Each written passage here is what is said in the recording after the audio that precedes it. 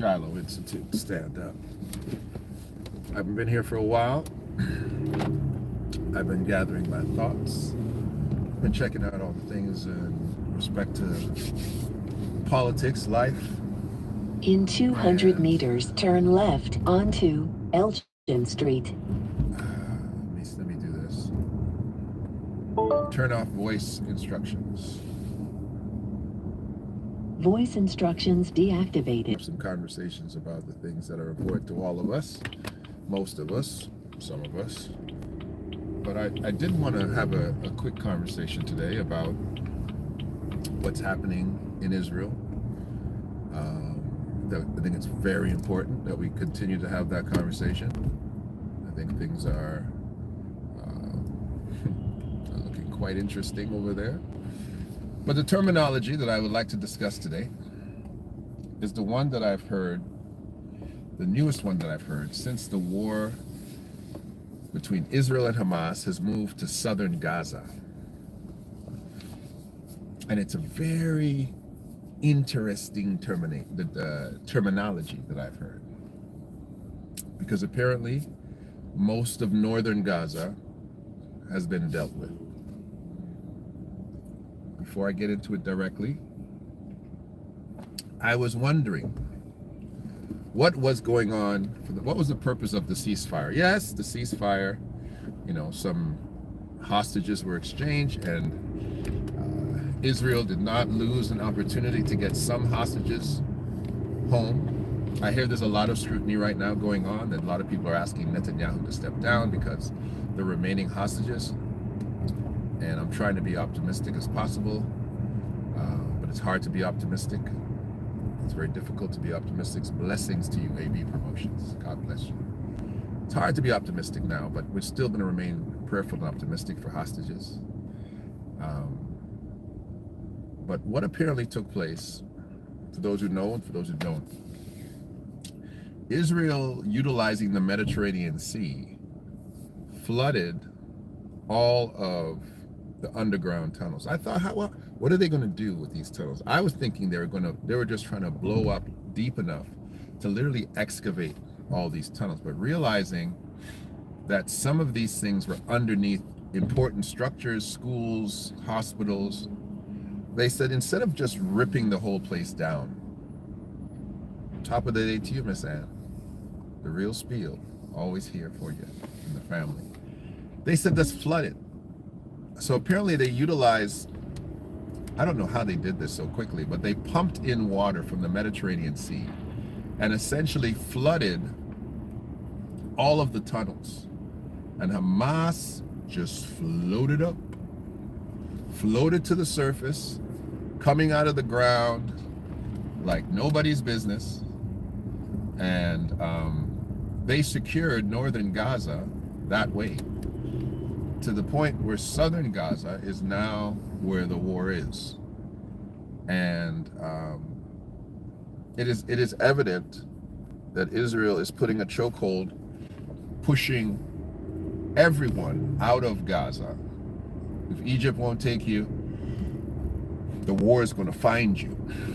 And so it seems like civilians are being pushed out of Gaza. They want everybody who's a civilian out. But this is the term that I have found. I've heard many times. I've heard it enough times. You always catch little dog whistle terms. In any type of political chess match, you catch dog whistle terms. With the Republicans, the new dog whistle term for black people is woke, right? These woke individuals. Woke essentially means anything that is pro-black. They refer to it as woke. That has become the catch phrase of anything that is pro-black, anything that is progressively black, anything that is empowering to black people is considered the Republican or the conservative side is talked about woke, and it's become a dog whistle term. So and they've had many things until people start to speak intellectually to their foolishness. These terms continue and take on a life of its own. So this is the term that is taking on a life of its own now, with within the war in Israel and Hamas. And the term is the demilitarization of Palestine. Sister Yvonne, how are you? The evangelist in the building. The demilitarization of Palestine. And so this is the claim. The claim is that, listen, the war is not going to be over when we totally get every Palestinian out of, woke is the new N-word, exactly. Thank you very much. Until we get every Palestinian out of Palestine, you guys can't come back yet. Because what we have to do is we have to demilitarize Palestine, right? And I mean, as you listen long enough, you're hearing things on both sides. You know, you're hearing a lot of things on both sides as you listen. And you know, both sides have their catchphrases. The Palestinian side, their mentality is that, listen, on October 7th, this thing didn't start. Hundreds of Palestinians were being killed, even days before. And so, you know, anything that happened on October 7th was nothing. It was essentially the reciprocity of what has been happening for the last 7 decades. And that has become the catchphrase of avoiding any culpability of any behavior on October 7th. Secondly, the other part of it, I'm not saying none of that isn't true, but I'm saying that has been the response to what are your thoughts about what has taken place and what Hamas did on October 7th. Nobody on the pro-Palestinian side ever says, well, we believe that was a terrible thing, right? Very few, actually. I just say nobody. There was one gentleman who actually did. Pierce brought him on one time, a couple of times, and he actually admitted, yes, anytime you're killing children, attacking women, civilians, this is not a military incursion. This is not military. This is not a war. This is something else. But for the most part, the general consensus is that question is not to be answered. What is to be answered is what is taking place before that. Let's don't start on October 7th. Let's start before that. And so both sides have their catchphrases. Don't get me wrong. Talking about highlighting Palestinian children are being killed. How many Palestinian children have been killed? You know, you're talking about Israelis who are killed. How many Palestinian children have been killed? And this continues, and this rhetoric continues on. And so both sides have their catchphrases. The demilitarization of Palestine, for me, is this: y'all ain't never coming back in here. That's what that means. You're never coming back in here because we have to spend time going underground and demilitarizing, which is, I don't know what that term could mean, right? We're demilitarizing. We're trying to dismantle the bombs and the infrastructures of mass weaponry that has been amassed by this organization and by the Palestinian PLO and Hamas and all the other organizations. We've got to make sure the place can never again be set up in a way where it has the underground capacity to wage war on us. They are our neighbors. If we're having a two-state solution, we have to go in there and ensure that there is no capacity for them to wage war against us. It must be demilitarized, and that's going to take time. That's what you're going to hear, and that's going to take time. That's what it's going to be, and that time will be indefinite. Period. And so now, as Israel is now in southern Gaza, southern Gaza is a chokehold for, if there's any Hamas that are still holding on, they've got to hold on in southern Gaza.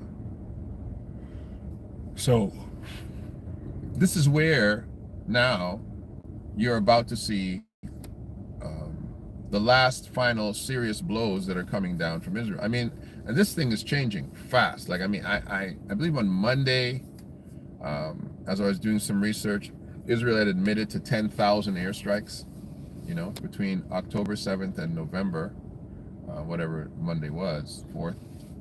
That's 10,000 airstrikes in under a month. That's a lot of airstrikes, my friend. That's a lot of airstrikes. So this war on the ground that's been going on for just over a month now has been an incredible war. This is the second or third aspect of it too. Israel is being told, according to, this is what the media is saying. I don't think it's actually the truth, but that this war can't take long. America's not going to stand by them for long. This war is not going to take long. It can't take long because America won't stand by them, right? Again, that's media. And I'll get back to why. Also, Israel is fighting according to the rules, right? This is you're hearing all these catchphrases, all the apologists for the Israeli side, oh, they're playing by the rules. We're an army that fights by the rules. It's very difficult for us because we fight by the rules. Third thing, Hamas is using people as human shields. Hamas doesn't wear a uniform, and they mix it with the civilian population, and so very difficult to figure them out.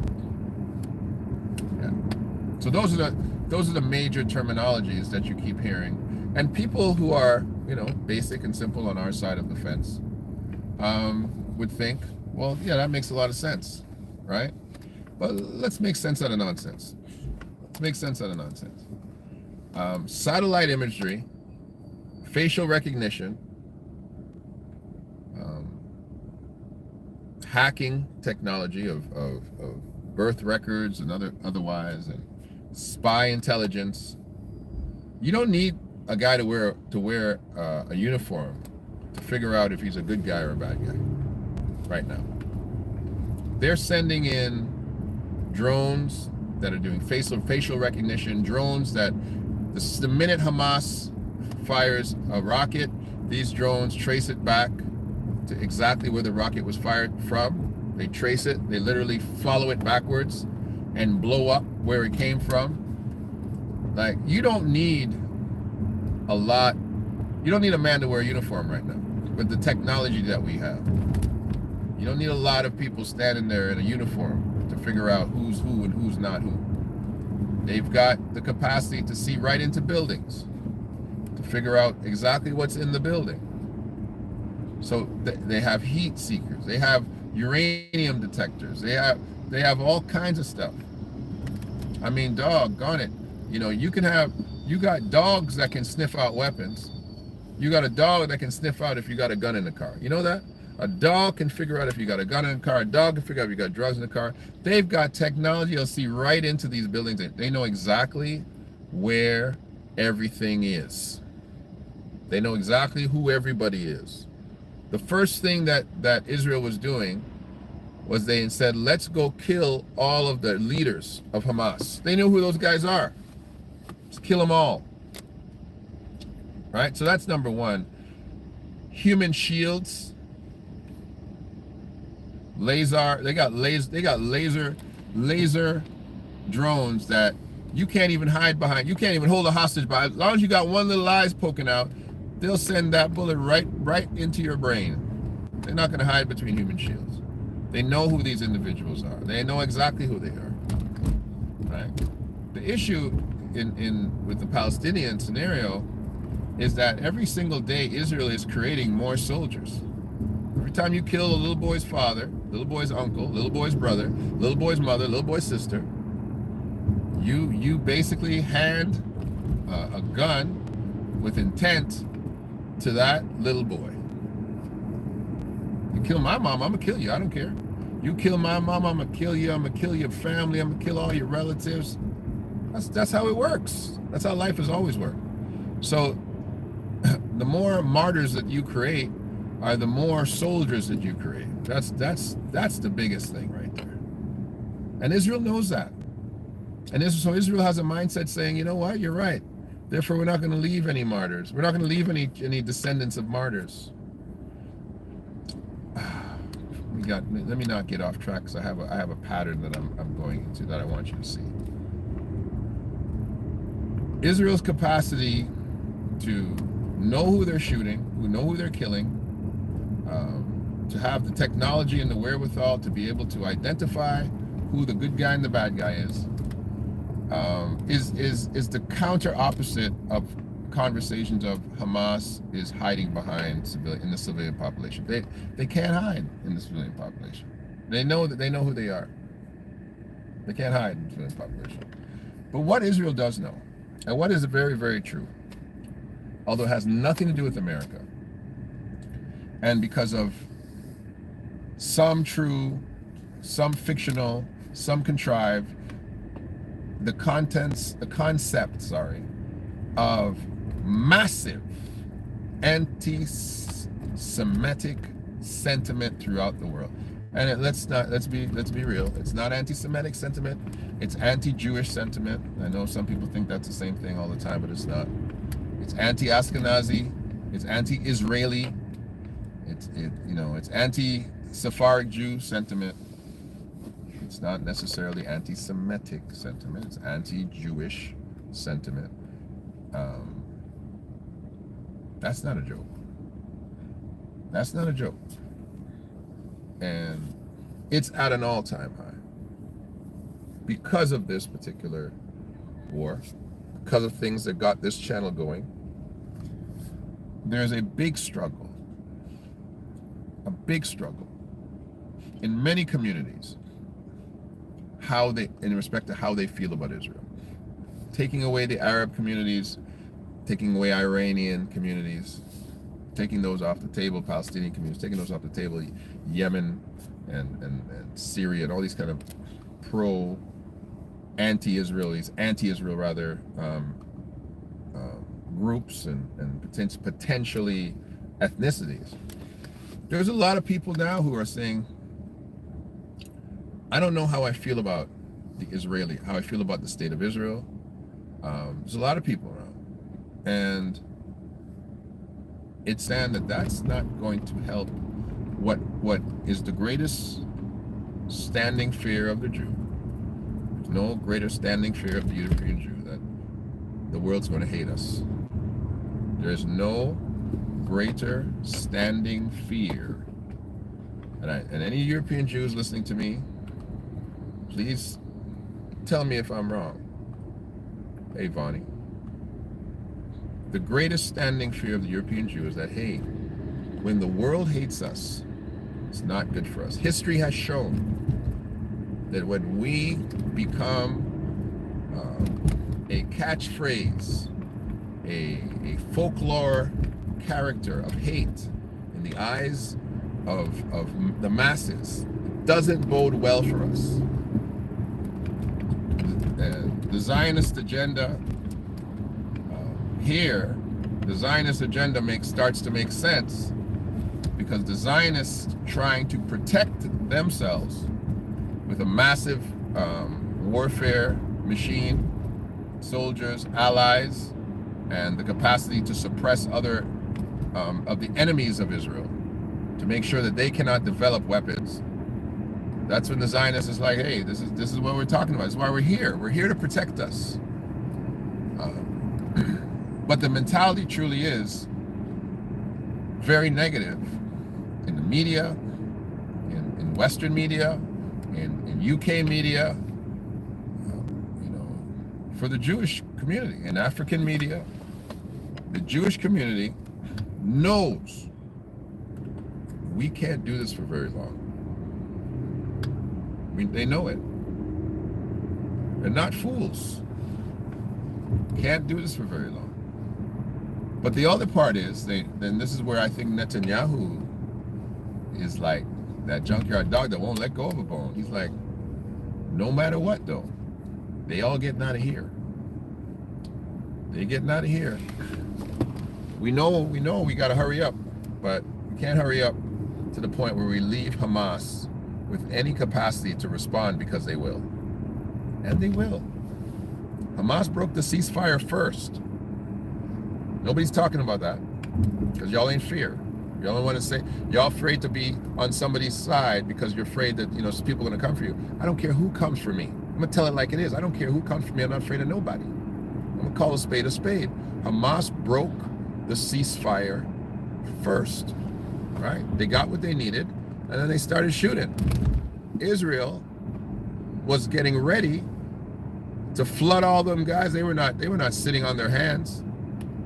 They're getting ready to flood the heck out of those guys. And after the ceasefire, Israel ran over that place. The ceasefire worked better for Israel than it did for Hamas, regardless of them shooting first.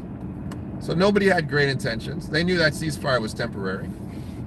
Right? Nobody had great intentions sitting around there waiting for anybody to get an advantage. Israel gave up a whole bunch of hostages. Didn't want to give up more hostages, which they could have. They literally could have. They could have given one, I think they gave up 150 for 50. They gave all soldiers back. Gave Hamas fighters back. Right? And Hamas was sending back children and women. Israel was giving away men. Killers. Trading killers for babies. That's what they did. Give us Barabbas. I mean, that's what they were doing. And they could have done more. But they must have had some guys in there that they said, "No, I'm not releasing him. I don't care what you say. He can't come out." But at the end of the day, the sentiment, the anti-Semitic sentiment that currently exists is just going to get worse. I mean, exponential day by day. And let's be honest about it. The current black community in the West does not like the Israeli. Can I be honest? My brother, thank you very much. Can we spawn on why DNA is illegal in Israel? I'm gonna talk about that. Sure, I'll talk about that in a second. Thanks for the blessing.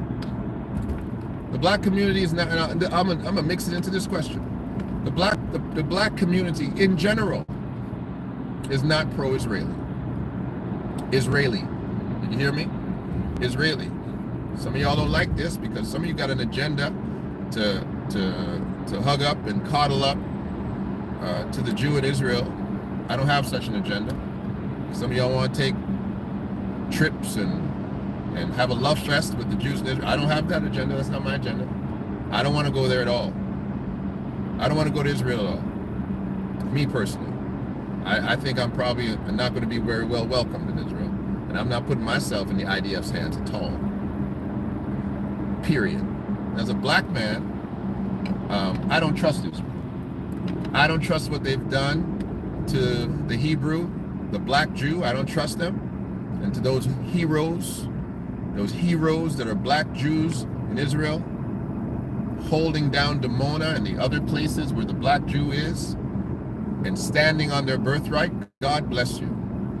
You're braver than me. You got more faith than me. You got more trust than me, because I don't trust them. I don't trust them because of how I watch them treat you. I don't trust them because of how I watch them treat other black Africans who claim to be Jews. I don't trust them because of how the guides talked about the Nigerian Jew and what I've seen in respect to how they deal with black people, the black Jew in Israel. I don't trust them, and I ain't trusting my life to them. I don't want my children to go. I don't want to I'm not going on a love trip to Israel in this current dispensation, in this current, under this current government. Are you out of your, I'm not going. But you heroes that are there, that are holding down because you believe yourselves to be the original Semitic people of the book, which is why DNA is illegal in Israel, because they don't want authenticness to be known. They want what they want to be known. And this is why I had a very long conversation. You go back and check it out with the Rabbi Harry Rosenberg, and we talked about DNA. We broke down DNA. I explained how DNA works and why the Cohen accusation of that the Jew can trace themselves back to Aaron, and it is scientifically not possible. And DNA is a scenario that cannot lie.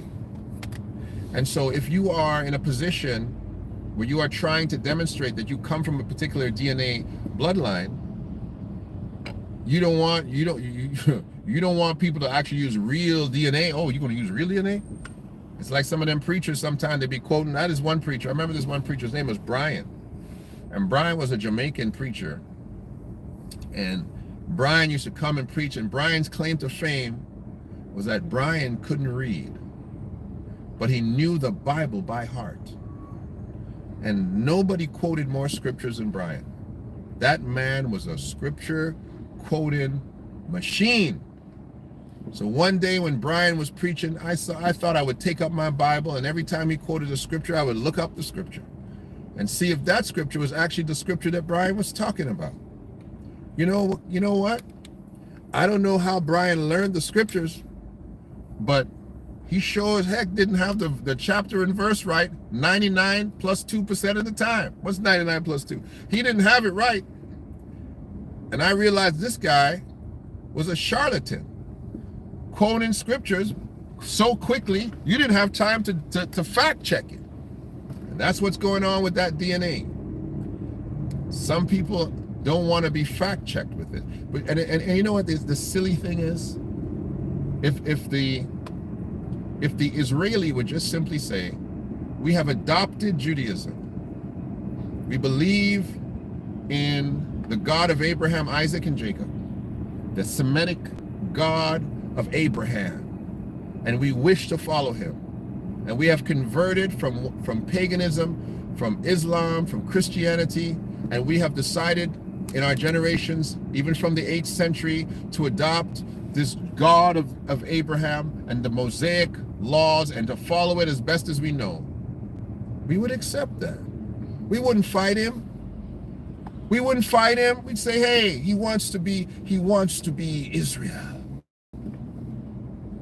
But when you take a Chinese man and you plant that Chinese man in Africa, and that Chinese man tells you he is an indigenous African, and that Chinese man said, I've been here for years, and I'm an indigenous African, and you are going to respect me as an African. You think that's crazy, right? That'd be crazy, right? And why didn't you think it's crazy when the South African Boer, that Dutch white man, called himself Africanus? Why didn't you think it was crazy that that white man who opened up an apartheid regime in South Africa and started to beat and to genocidal kill black Africans in South Africa? Why didn't you laugh when that same joke I made about the Chinese man in Africa? You should have made that about the Dutch Boer. And it took years and decades, and America ignored it, and Israel ignored it, and the world ignored the fact there was a white man in Africa claiming to be indigenous to Africa. You ignored that while they opened up an apartheid regime, while they jailed our heroes, imprisoned Mandela and all of those, and practiced warfare and practiced an apartheid system. Never spoke out about it. And you never spoke out about the apartheid system that's going on in Israel. Oh, did I say that out of my mouth? You got to be honest. Same thing. The Afrikaners was the same thing. And if you have an indigenous Palestinian, an indigenous Arab who's been sitting in the land, and they never show the black ones. That's what amazes me. You guys never show that black Palestinian. I saw him. You never show those black Arabs. I saw them. You never show those black people. You only show them when they're evil, because I saw so many black Hamas. So many black Hamas. You know how many times the media covered Hamas and I saw black Hamas dragging people away? I was like, oh, now we got black people in the Middle East, huh? Oh, all of a sudden we got black people in the Middle East when they're showing black terrorists, black Hamas, because there's so many black Palestinians, black Arabs. And you have a system, don't get me wrong, if you got people killing me, I'm gonna create an apartheid system too. You got people trying to kill you, yeah, I'm gonna create a system and make sure that I have an incredible army presence down there, because I've been trying to take over that land for a long time, and the people didn't let me. That's the same thing that caused white people to be afraid during the civil rights movement. Made sure that they take certain scriptures. Sorry, not the civil rights movement. during the American Revolution, right? White people have been afraid. What if these blacks, you know, act up? The American Civil War, where white people decide to fight white people, not to free us, but to make sure that certain white people couldn't utilize our labor to make themselves more wealthy than the North, in order that they would practice a level of hierarchy, of classism, that kept Northern whites poorer than Southern whites. That's all that was, you know that? Lincoln freed the slave to stop classism amongst whites. I'm going too far today, boy. Lincoln freed the slaves to stop classism amongst whites, because Southern whites had so much money that Northerners could not compete. Northern industry could not compete. And so Lincoln had to stop the apartheid system of the South. Boy, this apartheid word, this word that they try to use as apartheid, it's simply ethnic hegemony. You know, it's ethnic hegemony. What do we call it now? What do we call ethnic hegemony? What do black people call ethnic hegemony? What do you guys call it? Systematic racism, right? That's what they call it when you're not using guns. They call it systematic racism when you're not using guns. But it's the same thing. It's the same thing. The only difference is the Palestinian actually has a government. The Palestinian actually has a seat somewhere in the UN. It's the only difference. That's the only difference. The Palestinian has a homeland. That's the only difference. The Palestinian is recognized as indigenous. That's the only difference. And the Jew wants himself to be called indigenous too. It's the only difference. Just like the white man is indigenous to America, right? That white man in the South, them good old boys in the South, those Dixie flag waving boys in the South, North, right? Y'all came out of Maine, y'all came out of Vermont too. Yo, listen, y'all indigenous, right? You Mayflower, Landon, Plymouth Rock, white people, y'all are good old fashioned Americans, right? You're all indigenous to America, right? White people are always indigenous. Ain't it crazy how white folks are always indigenous? They do that in Canada too. I'm a Canadian. Y'all people should go back. Oh, you're a Canadian? Yeah. What's your background? We're Canadian. You're Canadian. Okay. You're not Scottish? You're not Irish? You're not Swedish? You're not German? White people forget where they come from. But we're always foreigners. Yeah. We're always foreigners. You're even foreigners where you come from. We do that to ourselves. That's right. Being an African American and try to go back to Ghana and see how they treat you. Yeah, you think I'll come for every one of you. I'm in Africa. Luckily I had some brothers who had supported me and taken care of me. And when I'm asking for the price, they start speaking in Tree or start speaking in one of the other local languages. And afterward, I said, "What does he say?" He said I should be helping him. That I should be helping him steal from you. I was like, man, I'm lucky I got you. I got my boy Shatta. Big up to Shatta. Shatta made sure I didn't get robbed. Made sure people were giving me the same price. And a couple of the merchants told me straight, no, if anybody tells you that this cloth is any different, they're lying to you. It's all the same price. I had a couple of very honest people there too, don't get me wrong. But for the most part, the American going back to Africa, you're still treated as a foreigner. Don't get it twisted. I know some of you have this nostalgia, you want to go back and whatnot. You better learn the language. You better learn the language, because I'll tell you right away, you'll feel like a stranger when they tell you can go back, and then they tell you can't open a bank account, then they tell you can't drive a car, and you got to get all. Yeah, don't worry. We do it to ourselves too. I said this to Africa. I'm coming back to Hamas. I said, It's not good enough to just repatriate the African American, the diaspora, to say, oh, come back, we'll give you your paperwork. We'll make sure that you're an African. You have to also allow us to open up bank accounts. You have to also allow us to drive. You have to also allow us to open up businesses, right? For free, period. It's for free, for free, because we're bringing American money to you. I don't know, a lot of you know, it takes you 2 days to open a bank account in Ghana. 2 days. Might take you half an hour here, but take you 2 days, because there's so much bureaucracy. You literally have to be Ghanaian in order to open up an account. It's so protectionist, and they have a protectionist economy against their own.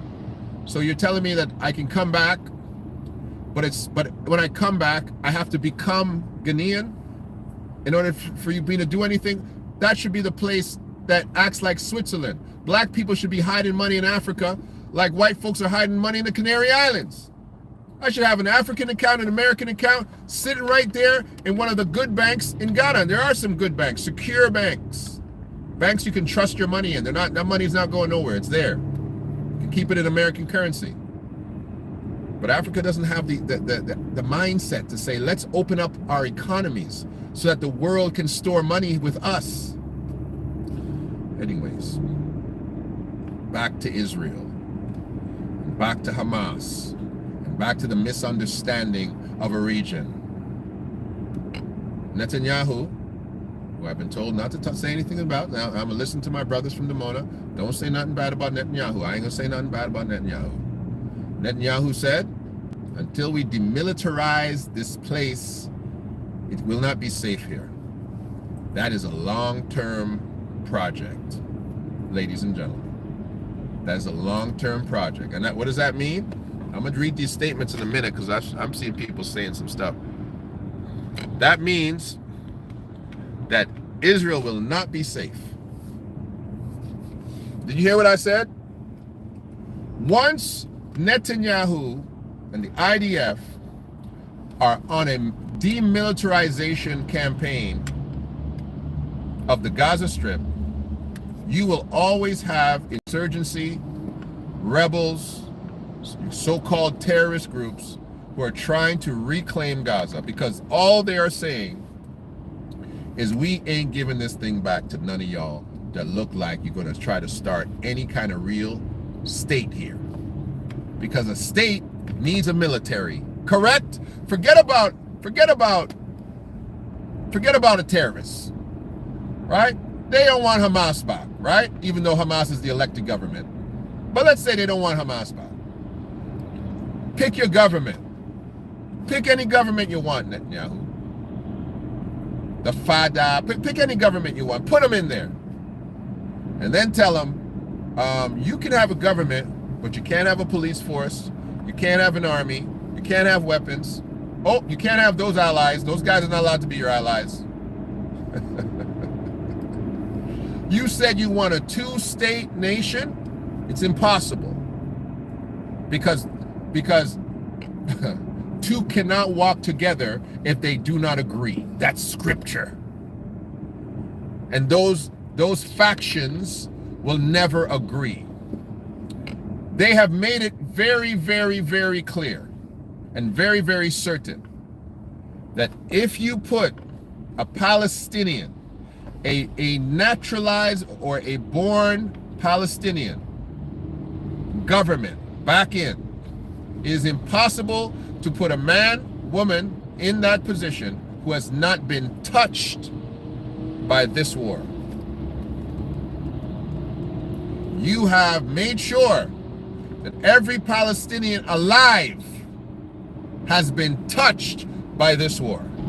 You have made sure that every Palestinian alive says, we must have security against not just Israel and the IDF, but also the settlers who will come in with their weapons supported by the IDF and kill us, burn our stuff down, tell us they can do what they want to do, and the IDF is just going to let them do it. We need police, we need military to protect us, just like you Jews have police and military to protect you. We want the same thing because we're a state, just like you're a state.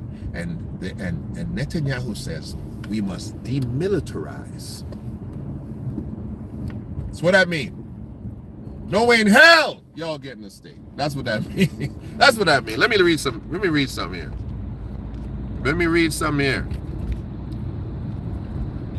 It's possible Africanas in South. Yep, same thing.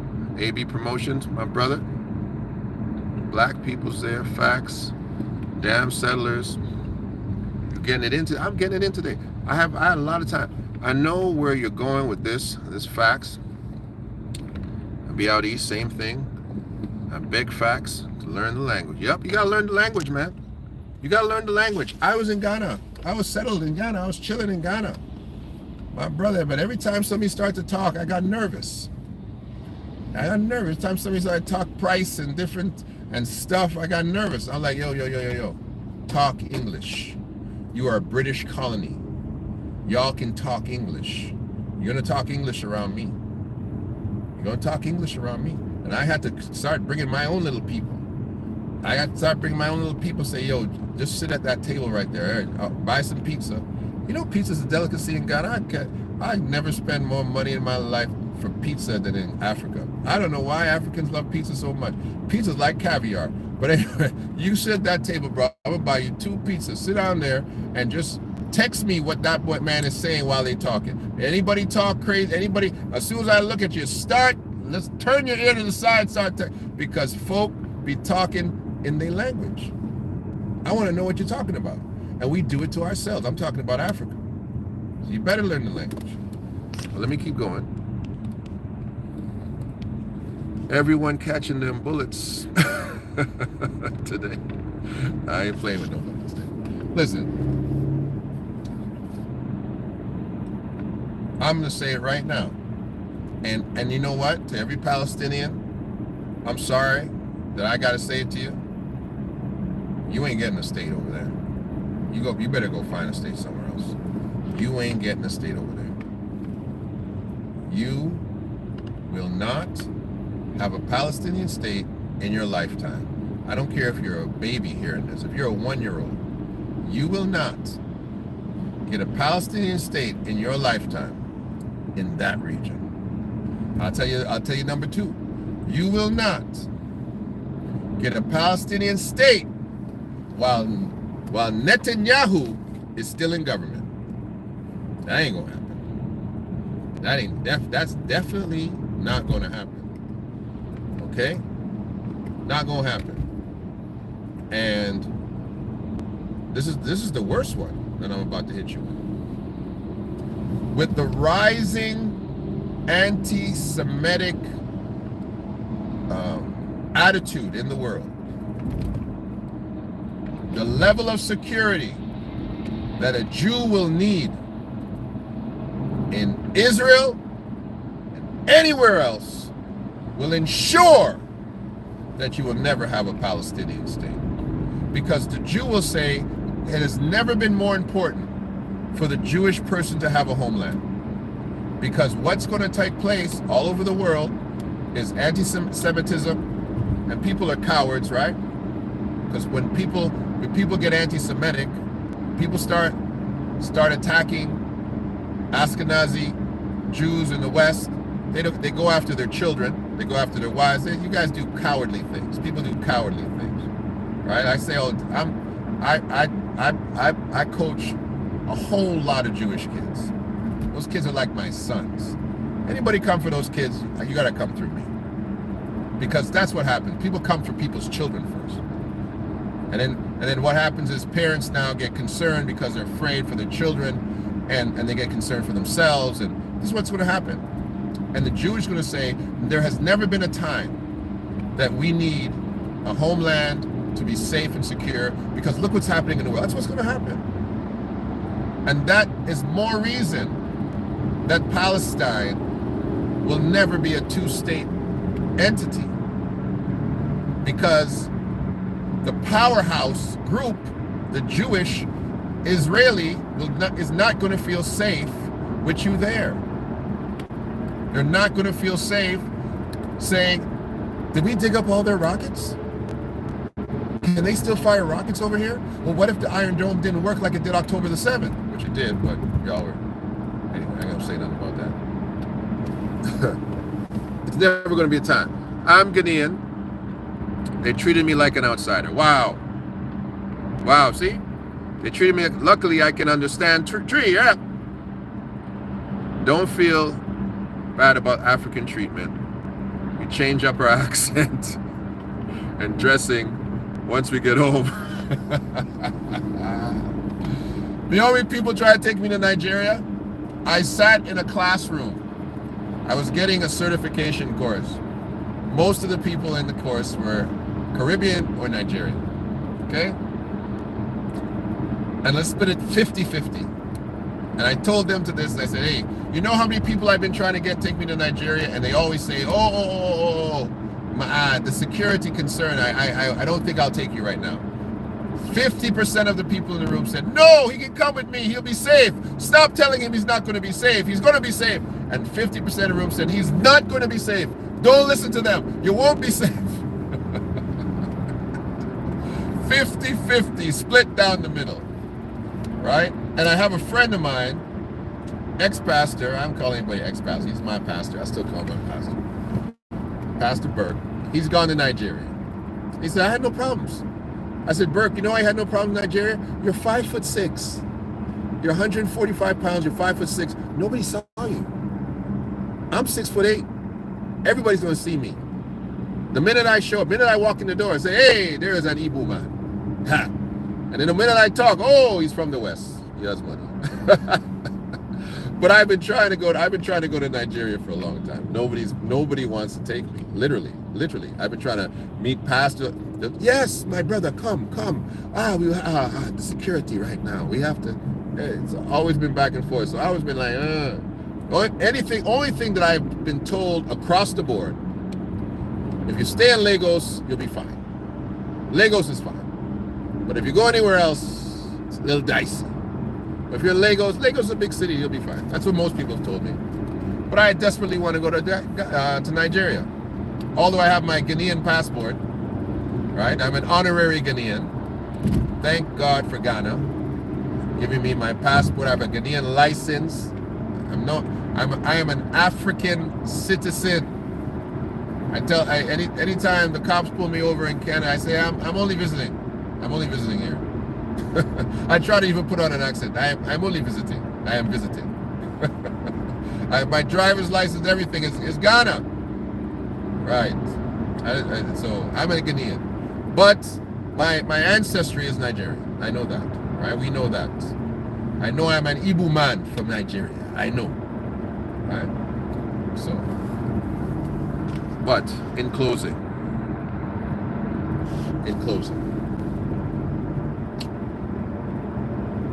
We are in a place right now, old black man and black woman.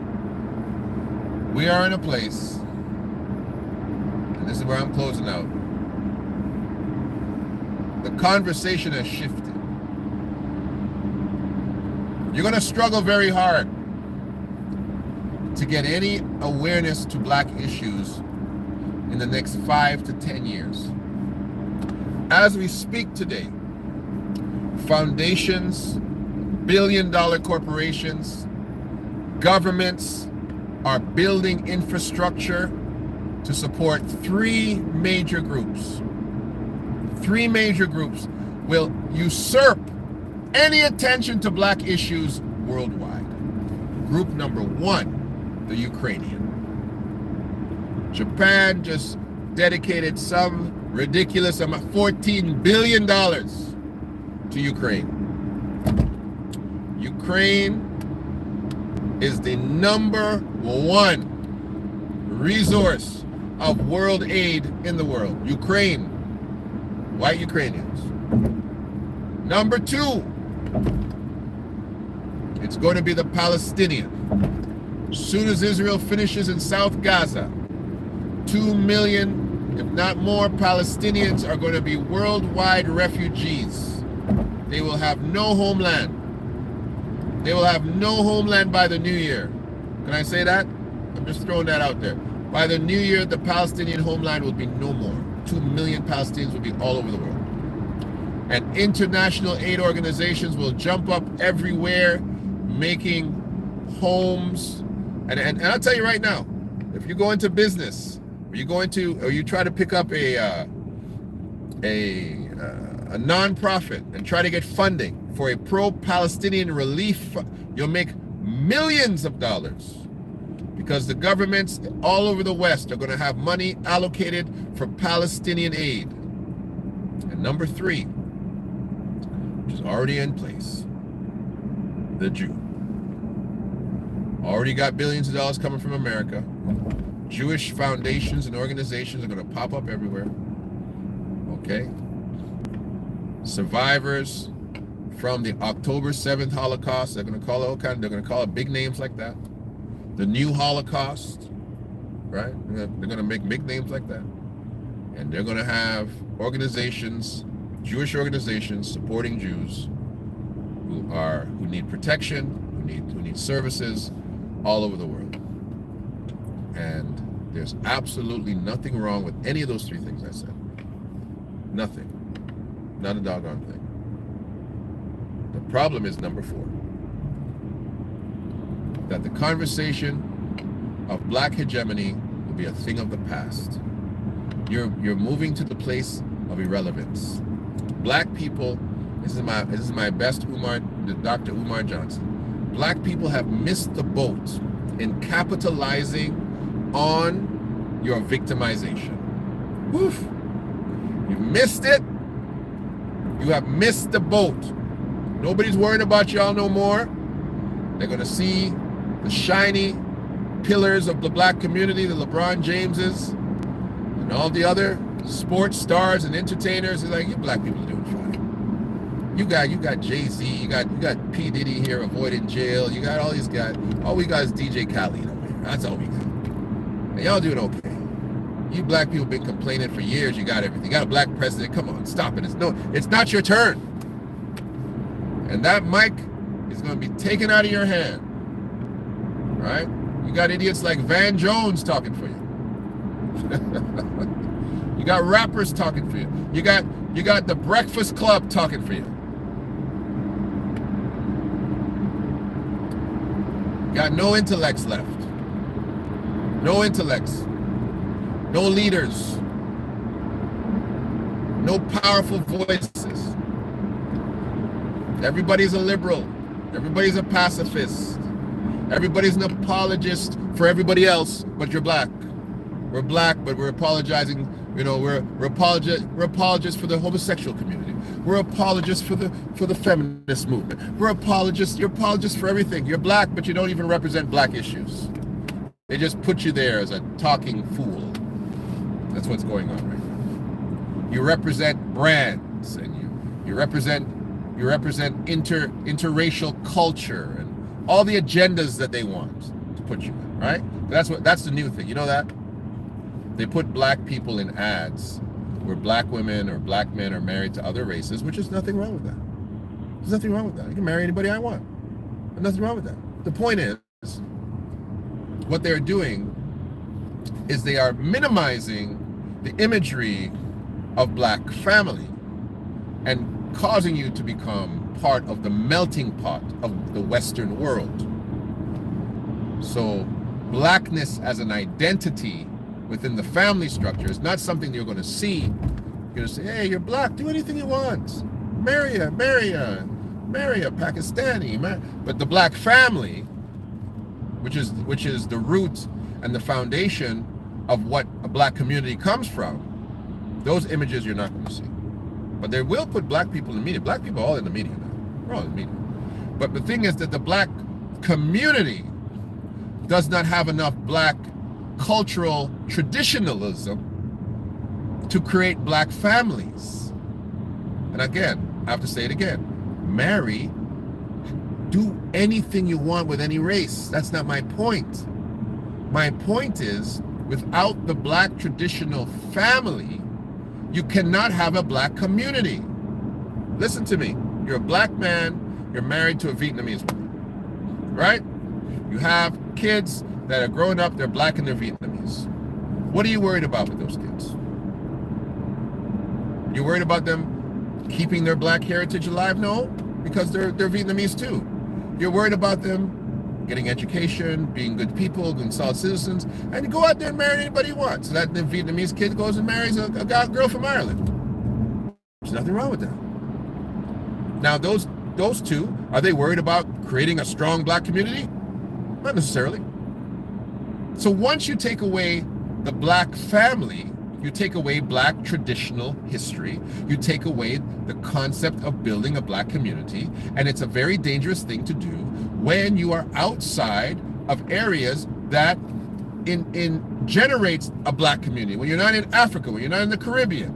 If you have interracial marriage in the Caribbean, no problem. You're still in the Caribbean. That white woman will be cooking oxtail.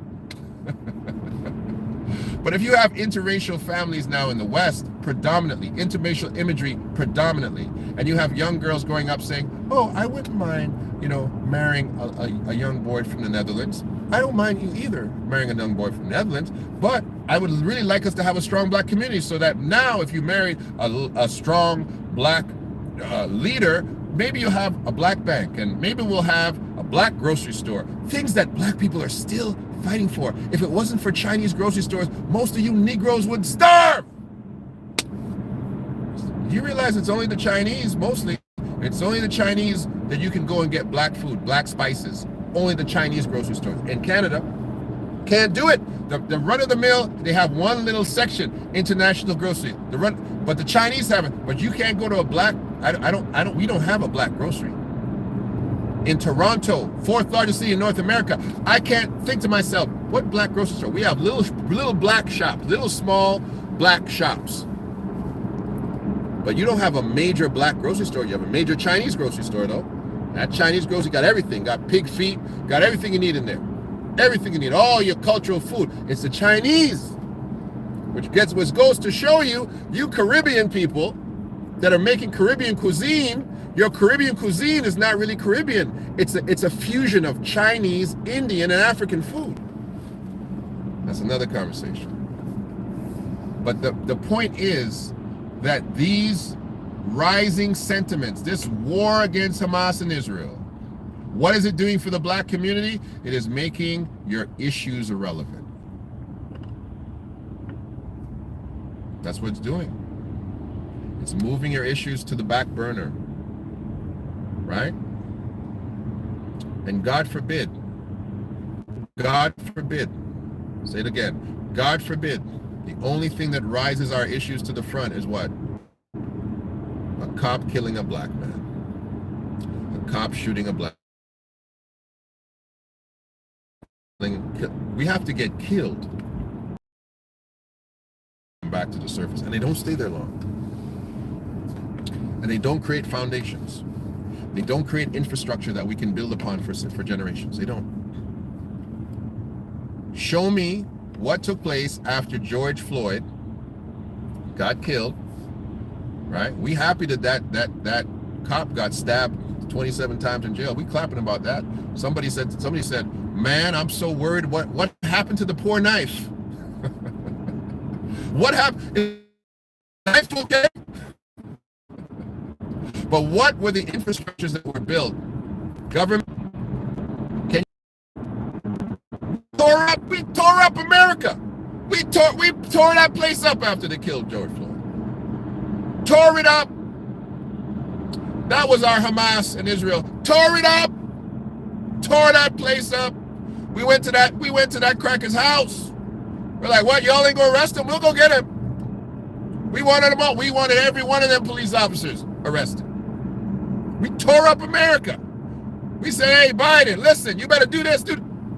That was Biden's finest awake hour. That was his finest hour. I'm going to do this, and I'm going to do that. I'm going to do that. Didn't hear nothing from Pamela, though. I'm going to do all kind of stuff. I'm going to do everything y'all need me to do. I'm going to do it. I don't know what happened since then. So right now, as the conversation is not about you, it's not about you, black people. It's about Hamas and Israelis and what's happening next. your concerns are moving to the back for easily the next 5 to 10 years. Easily 5. Easily 5. America's going to be worried that the very next president is going to get elected based on what he answers about Hamas and Israel. And what he answers about Palestine. That's you look at the debates they're having right now. That's going to be what that next president is elected over. And what he runs and does with his foreign policy. Hey, his support or non-support for Israel is what that next election is about. It's not about you. You're going to be voting for a guy that doesn't even think, or a girl that doesn't even think about you. You're not part of the mosaic of their issues whatsoever, black people. You're not. You're not. And you're going to get public interest groups who are going to say, I'm done here. I want to be done here. Oh, I've been going for hours. Okay, I haven't talked all week. Cut it into segments. You're going to have public interest groups that are going to garner your support. We need to reach out to the black community so they can speak our things. That's where Van Jones comes in. They're going to have all of the, and the Palestinian groups are going to do it too. And all you guys are going to do is carrying water for groups that do nothing for you. I wish you guys did. I wish Israel did something for us. I wish they did. I wish they did something for those kids, those people in Dimona. Start with them. And I wish you did something for us now. Because the Jew was so present in the civil rights movement. But what have you done for me lately? That's all I'm asking you. I wish the Palestinian organizations, the Palestinian groups, the Palestinian pro-voices did something for us. What am I carrying water for you for? Black men losing their job. Black women losing their job over whether or not they support Israel or Palestine. What am I losing my job for that for? All I'm doing is I just report the news, baby. I just say what I see. I just say what I see. I support me. I support me. You don't support the killing of babies? Yeah, you don't speak out against the killing of babies? I absolutely speak out against the killing of babies. Let's go all the way. Let's go to the fact that black children in Africa, 3 out of 4 of them are not getting the right types of nutrition. That stat just came out yesterday. They're not getting the right type of education. Black people are not able to migrate out of Africa and to go into Western populations and to say, I would like to go live in France and I would like to go live in Italy. But the Ukrainian can. The Ukrainians everywhere now. Trump said, why are we getting all these kind of, talking about African refugees or African immigrants? Why are we getting these kind? Can we get any from the Netherlands or? Listen, I am worried about that. I got to be worried about me first. I'm worried about my family. I'm worried about little black kids that look like me. I am worried about them. I am also worried about little kids that I affect. Little Jewish kids that I coach, little Palestinian kids, little Chinese kids. I'm worried about them too. I'm worried about them. Absolutely I am. But what's going on over there is none of my business. It only becomes my business because my business moves to the back of the business because they're talking about their business. Because it's an unfair playing field. And our business was never anybody's business but ours. So now I really got to be worried about my business. And some people got to get smart. You got to open up stuff. You got to open up support groups for Palestinian support groups and make sure that you're getting Palestinians of color. Palestinians of color. That's what I think I might do that. I might register a nonprofit targeting the support of Palestinians of color. That's a good idea, Brereton. That just hit me. That might be the Holy Ghost. That hit me right in my head right there. Because otherwise, we fall through the cracks. This is The Real Spiel. This is Del K. Brereton. Shiloh Group and Institute. Stand up. Let me say what you guys said, and let me get off Let me get off here so you come back and say this boy's long-winded. Thank you. I'm only visiting. Hey. Okay, hard to argue with facts. Not run myself off the road here. Praise the Lord. The devil is a liar. Yeah, the Most High. Watch his word. Yeah. The argument brought to Africa can result in some fractures. The Igbo marrying, preserve the Igbo culture, right? Right? Yes, sir. Speak power, yeah. Yeah. Okay. It's okay. All right, folks. Well, I said what I said and I can't unsaid it. I appreciate you. It's Friday night. I'm trying to be back tomorrow. But God bless you. Weigh in. Tell me what you think. Building a strong black community is something that every one of us should be interested in, because a strong black community makes for a strong world. We are some of the most brilliant and most powerful and talented people in the world. And yes, we rise up when we are oppressed, but I'm sick and tired of an apartheid system. And I'm sick and tired of it not being called apartheid for us. All right? They just call it oppression. It's not oppression. It's still apartheid. And they don't call it apartheid when there's no guns pointed at you. God bless you. I'll talk to you guys very, very soon. I appreciate the patronage to this channel. Please support it. Please, thank you very much, AB Promotions. I appreciate, please become a member. I get inspired by your inspiration. Talk to me. Add me on the social medias of Facebook and Instagram, Del K. Brereton, everywhere you go. And I think I'm on Twitter too, but I don't use it that much.